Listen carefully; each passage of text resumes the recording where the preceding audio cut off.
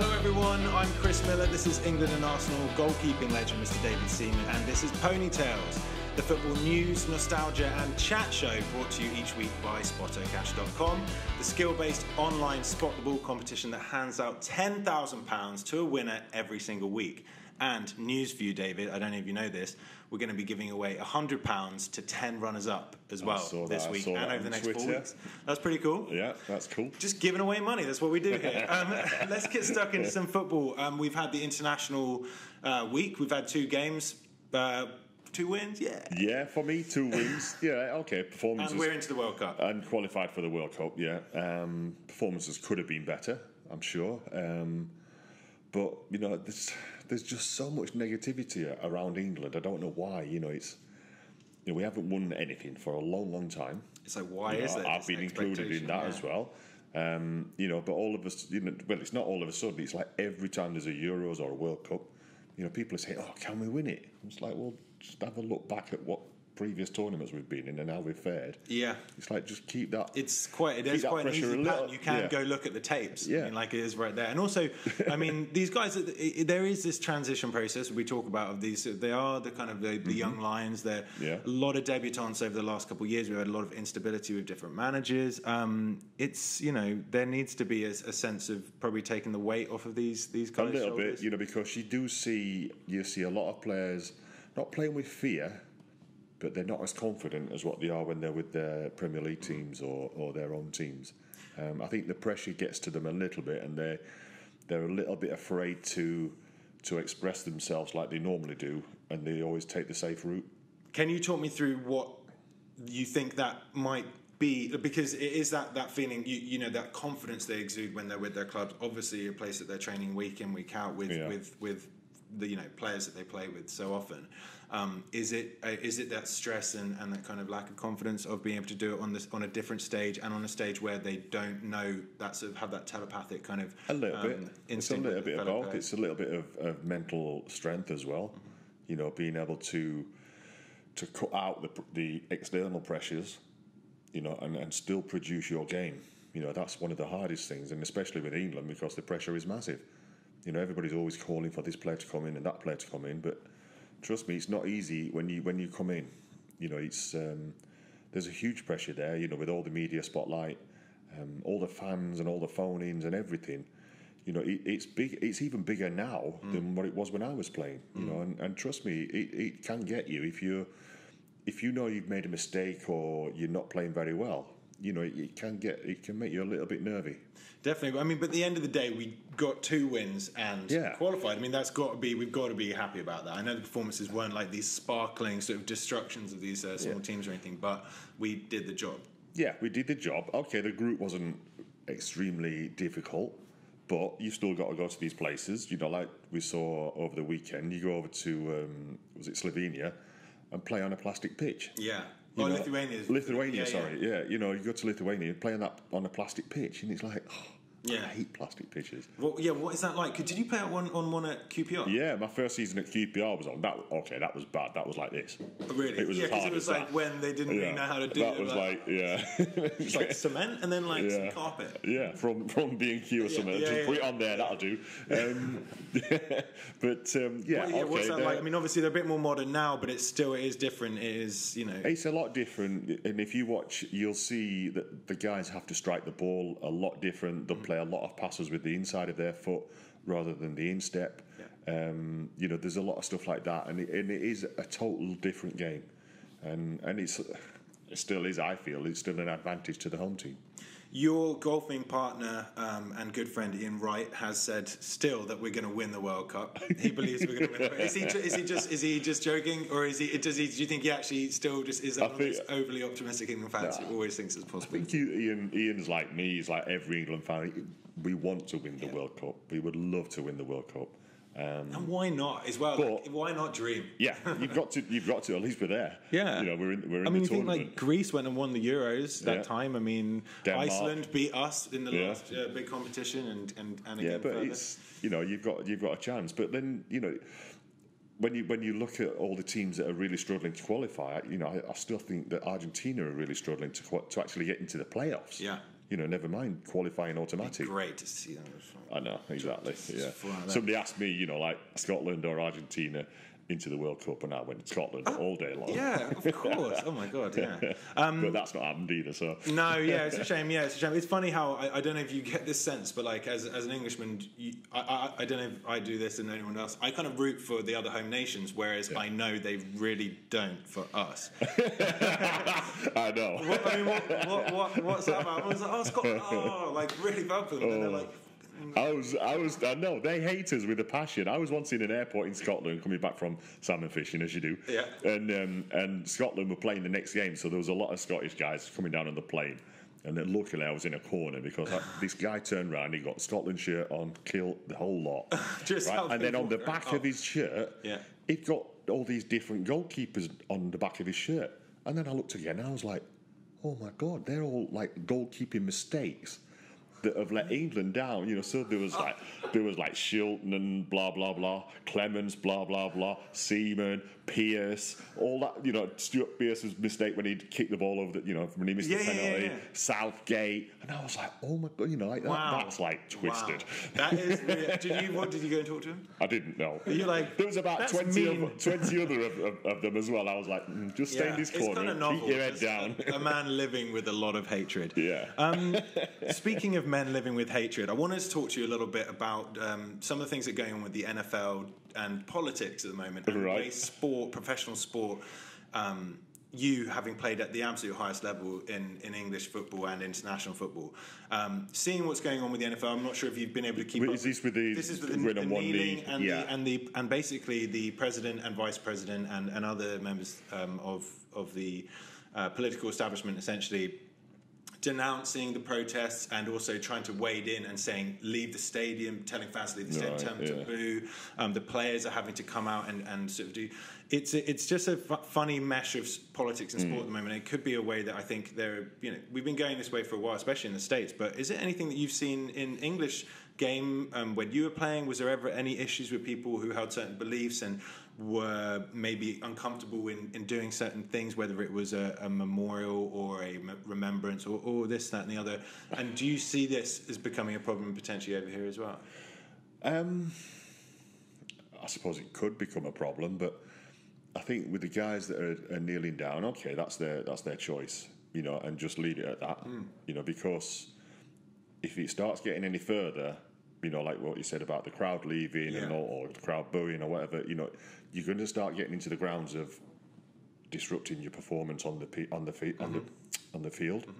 So you've got to be careful. You can make your stands and then get on with your game. Sometimes you'll see, like in the Premiership, like guys that have got stuff written underneath on their T-shirts that are under their actual playing shirts, but we've never really seen anything like that here. So.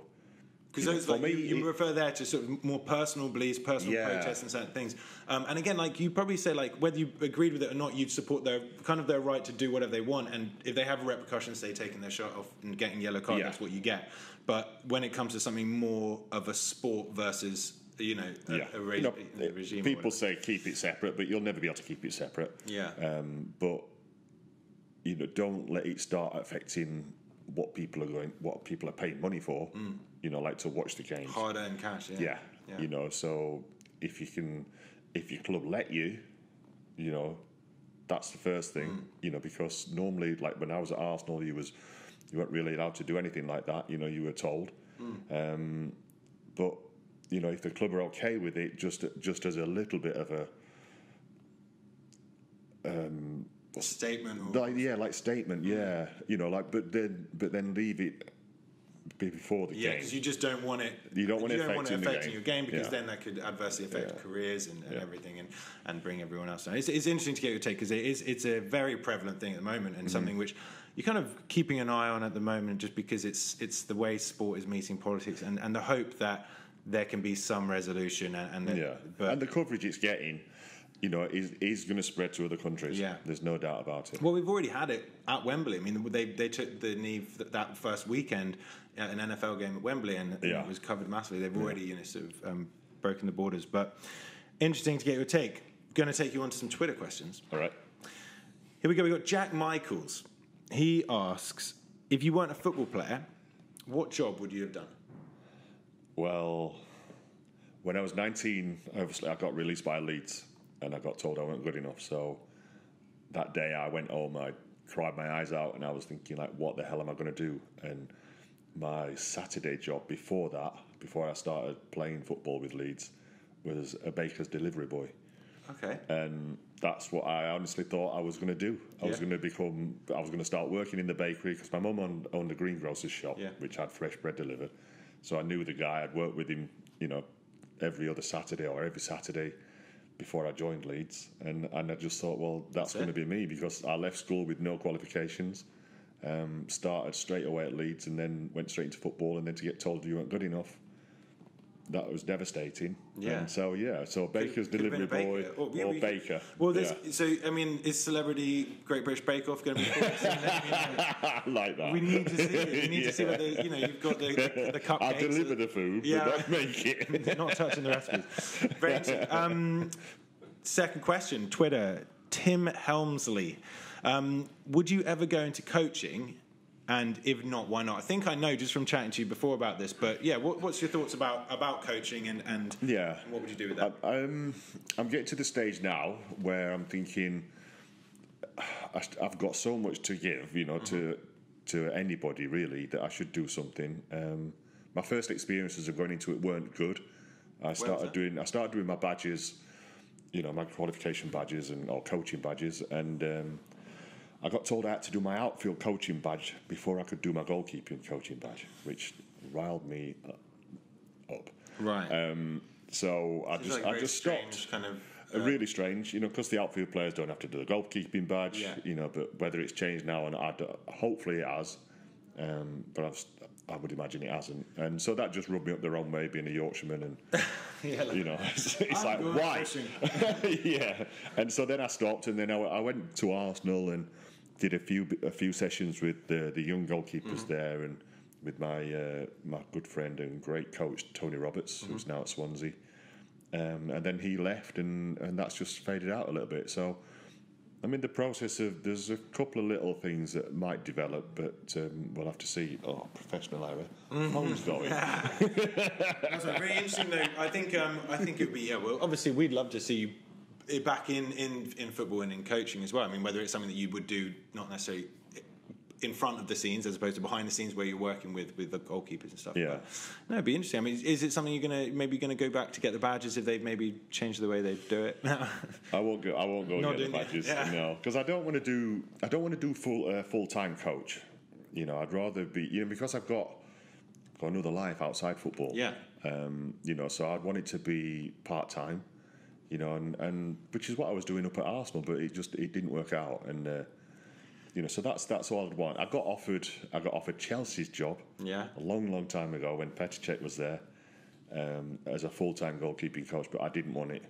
I didn't want to go back to football hours. Yeah. And then because they're intense. I mean, it's a lot of commitment. And then weirdly enough, I got offered a goalkeeping job with Harry Redknapp. At Tottenham. Yes. There you go. Obviously, that wasn't a good decision the thinker there, Harry. So he's like, they'll never suspect this. He's like an evil genius. Yeah, so anywhere else, but I wouldn't be going back there. Okay, so if Pochettino came a call in, no chance. You wouldn't. What about? Is there is the England goalkeeping role? Coaching roles around. He's never old been teammate Gareth Southgate, now manager. No, but there's guys that have been doing it for years. Yeah. I think I'd be better off going in on some sort of a mentor role where I can chat to goalkeepers, watch them train, say this, or not getting too involved in what the actual coach is trying to do. But just spotting little things. That sort of role appeals to me more than a full-time coach. Nice. Well, just lastly on that note, Jack Butland came in. Played in the Lithuania game. Yeah. What do you think of his performance? We were talking the other day about when you'd bring him in to get a competitive game. And obviously we qualified, so it took the pressure off, and Joe could be taken down to the bench. Impressed with him. Obviously, he had to play on the plastic pitch. Probably was not ideal for him to start. But how did you think he did? Yeah, he did well. He made a great save from one of his own players. But there was a save that was just before half time that people said that it hit the post, but I'm sure that he got his hand to it. But you know, I was rewinding it and everything. I even retweeted it. I put it on Twitter and saying, you know, I'm sure that he got a touch on that, and you know, so you know, that's the life of an international goalkeeper, though, having nothing to do. Yeah, and then not having to produce your best, and not necessarily getting the credit for it. Exactly. It's like David Seaman said, no, come on, But having said that, you know, even the other game when Joe played, you know, he didn't have a lot to do, and then he had 2 saves to make within like seconds. You know, and almost got himself knocked out halfway between the 2 saves as well. You know, so. But that's what it's like, you know, having nothing to do and then produce your best. Well, it's good to have 2 good keepers playing well and well for England. There's a few there actually, you know. You know, all 4. I mean, at least playing in, you know, they're getting the competitive games and they're stepping up. They're holding their own, and because there's always that nightmare situation of the mistake in that one game. It ruins confidence. And there's a couple of good quality friendlies coming up, like Germany and Brazil. Yeah, big ones. That'll be a good stage to try a couple of them, you know, maybe not start them, maybe bring them on for the second half and things like that, you know, because, you know, you put a strong team out because you want to get a result, you know, you don't want to get embarrassed, you know, so I think that they'll be good times to test them. Definitely, it'll be fun. It'll be good to see them as well. Look, we're going to crack on. We're going to be getting on with SpottoCash.com, doing the draw. Everyone at home, make sure you go and play SpottoCash.com. You can play for as little as, I think, 33p per spot, and you place a spot. If you place the centre of the ball where David says the centre of the ball is, or near enough, you can win 10 grand. The closest to will win. Also, 10 runners up now for the next 4 weeks at least. We'll be getting £100. So we're going to be doing that now. Everyone, make sure you go and play, and we'll see you next time. David, I'll see you next week for that. Pleasure. See you next time.